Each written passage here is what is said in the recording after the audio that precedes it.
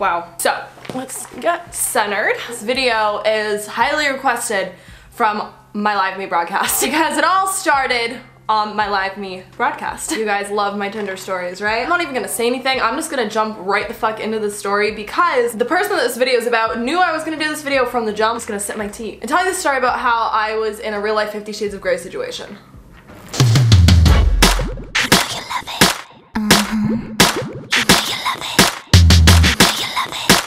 I was broadcasting on live.me and I had Tinder up on my computer because we were playing this game called Tinder Bachelorette where we would go through and like look at different guys and see if I should swipe right or left on them. Are they gonna get the rose? Probably not. I'm gonna call him Mr. Grey in this situation. I think it's a fitting nickname. I hate how overexposed this whole video looks. We're broadcasting, minding my own business, and I get a message from Mr. Grey. Give it. My mom is in the broadcast and so is my best friend. Mr. Grey says, I'm planning our date. And I'm thinking, smooth pickup line, like, okay, whatever. You know, well, I respond and I'm like, haha, are you, like, really? And he responds saying, yeah, give me your number and I'll call you and we'll plan our date together. You know, let's call this kid's bluff, right? Let's call his bluff. So I'm like, I can't give you your number right now, I'm live broadcasting, but if you come to my broadcast, I'll beam you in, which is like a FaceTime thing, and we'll plan it with my whole broadcast and my best friend and my mom. Thinking he was just gonna be like, oh, whatever, like, I don't know what that is. No, this kid called my bluff and was like, sure, how do you do it? Where's the link? How do I get in here? This kid's got balls. Like, okay, a little bit impressed. What other person would just off the bat be like, okay, sure, like, crazy people, that's fucking who. Mr. Grey made an account, came to my broadcast, and I beamed him up. And, well, my entire broadcast and my mom and my best friend interrogated him for about an hour or so. This kid says he is a CEO of a cryptocurrency company.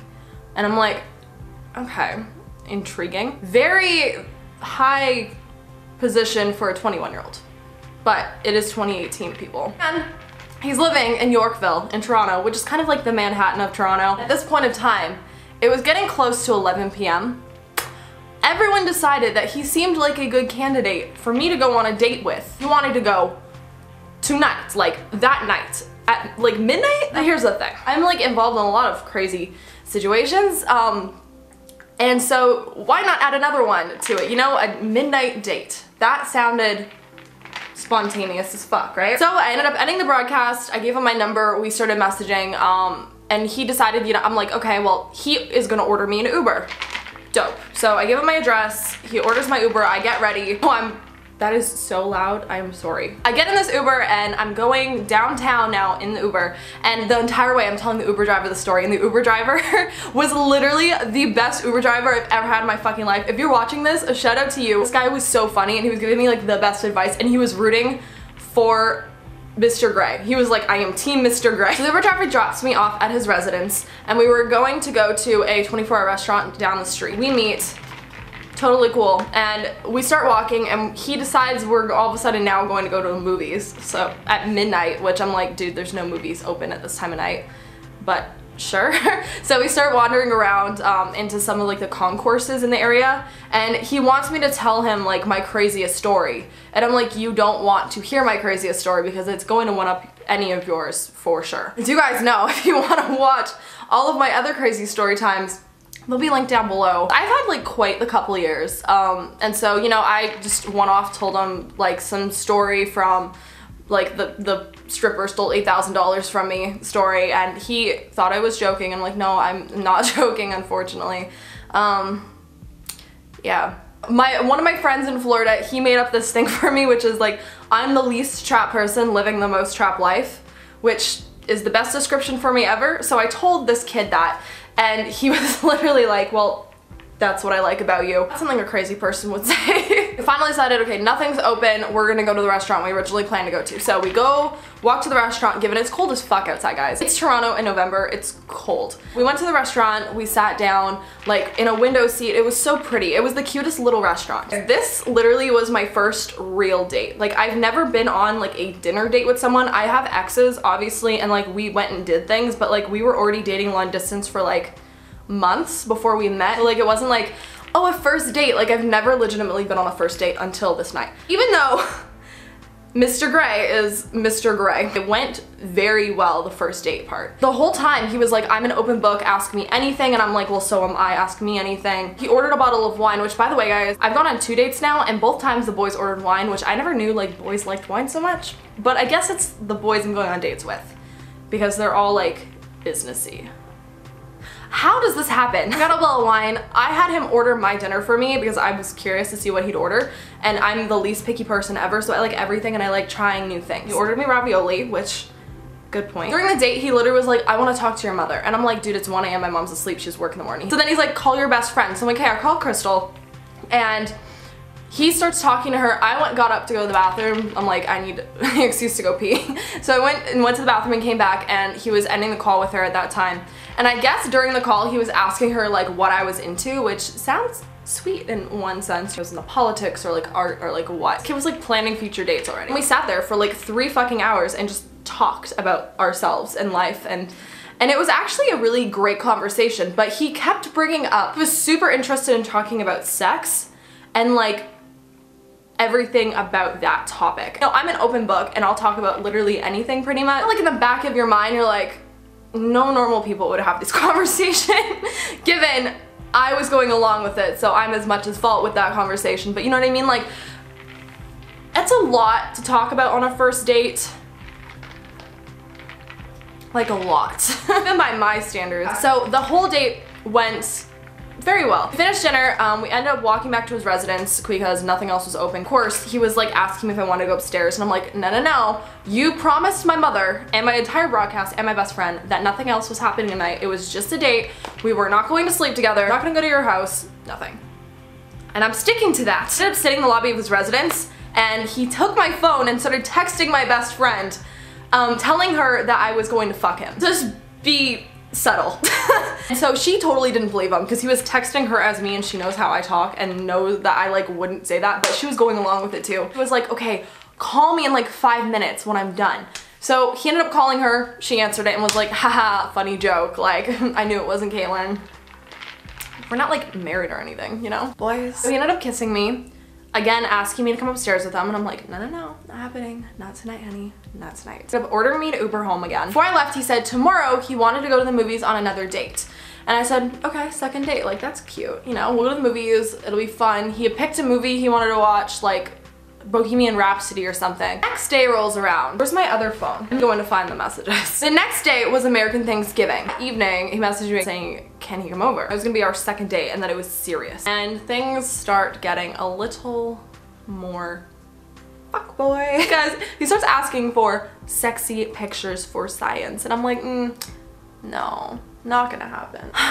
Boys. He's like, not even just one right now, but just for science. So I sent him a gif of Oprah saying, I will not accept that. Then he just starts hitting me with the K. I'm like, don't be salty. I just don't want Crystal to kill me because I had made a promise to Crystal that I was gonna take things slow. So then he starts saying, which Crystal doesn't know this fact, he said, who cares about Crystal? She ain't gonna know. And I responded saying, I tell Crystal everything, dude. That's my wifey. You're gonna see me anyways in a little bit because you're supposed to be coming over, so like, what? Then he decided he wasn't coming over. Yeah, so that all happened on American Thanksgiving. It's now Black Friday, so I got up super early to go downtown and go shopping, and then came back and was waiting. We're supposed to be going to the movies on our second date. So I asked him at like 4 p.m. like, what do you want me to wear tonight? Because I thought it'd be cool if we like dressed up and went to the movies, like it'd be fun. Of course he responded saying nothing, and I'm like, well, that's not an option. No response now all of a sudden. Date was supposed to be at like 7 p.m. so this is like 5 now, and I'm like, dude, I need to leave in an hour, so like what's going on? I get a response saying, lost my phone, sorry. So I'm like, how did you lose your phone? And he said, in the back of the Uber. And I'm like, and you have it back now, or is this the Uber driver? Like, and all I got was a no. And I'm like, I'm confused. This isn't Mr. Gray? Question mark.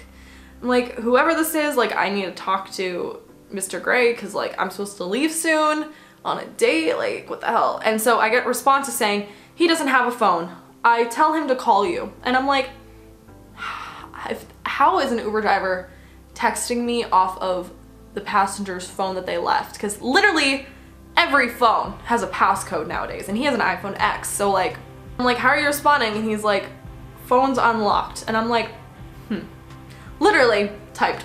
So, didn't go on the date that night to the movie theater because his phone was magically lost in an Uber and the driver was texting me. No, honey. Day rolls around 12 p.m. and I get a message, hey, just got my phone back, I'm sorry. This is now Saturday. I ended up getting my new phone that day, which means the messages are on this phone now. Deleted the conversation because I was so over it. For the next like 4 days or so, he would like come to my broadcast and I'd beam him in. He was saying the most outrageous shit on my broadcast and I was like, this can't be said on here. Like, what are you doing? You're saying the most inappropriate, like ludicrous things on my broadcast right now, and like, this is my work.